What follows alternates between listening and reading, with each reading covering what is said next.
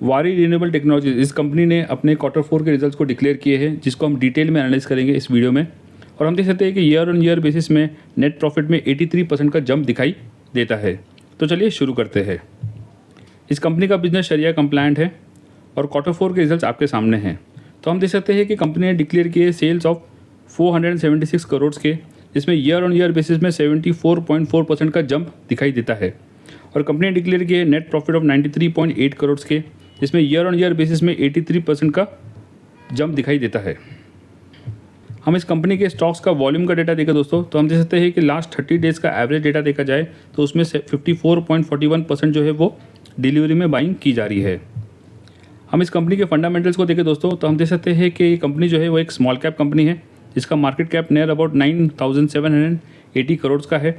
Power generation इस particular industry से ही belong करती है और इस कंपनी ने अपने इन्वेस्टर्स को पिछले 5 साल में 46,345% के रिटर्न दिए हैं। करंटली इस कंपनी का जो शेयर है वो अपने 52 वीक के लोअर एंड पर ट्रेड करता हुआ दिखाई देता है। हम ईयर ऑन ईयर बेसिस पे इस कंपनी के सेल्स एंड प्रॉफिट को कंपेयर करके देखें दोस्तों, तो हम देख सकते हैं कि 2020 में इस कंपनी के सेल्स थे 6 करोड़ के, जो बढ़कर हो चुके हैं 1,598 करोड़ के इन 2025।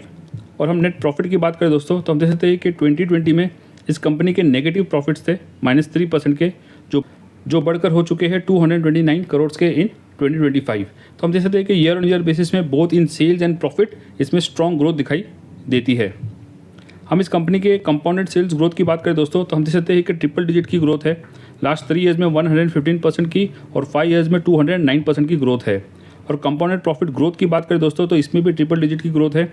198% की ग्रोथ है इन 3 ईयर्स और 143% की ग्रोथ है इन 5 ईयर्स में।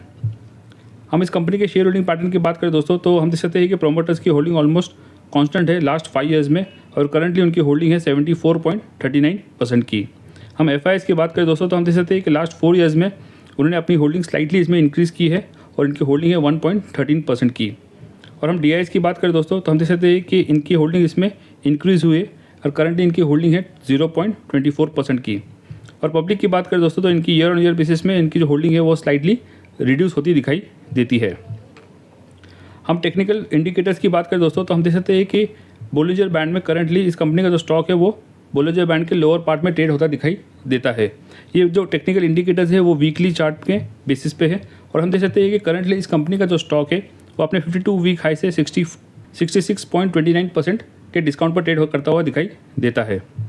हम आरएसआई इंडिकेटर की बात करें दोस्तों, तो करंटली ये है 45, जो कि हम कह सकते हैं कि न्यूट्रल जोन के करीब पर है। और एमएससीडी चार्ट में देखें दोस्तों, तो हम देख सकते हैं कि इस कंपनी का जो स्टॉक है वो काफ़ी टाइम से बेयरिश ट्रेंड में ट्रेड करता हुआ दिखाई देता है।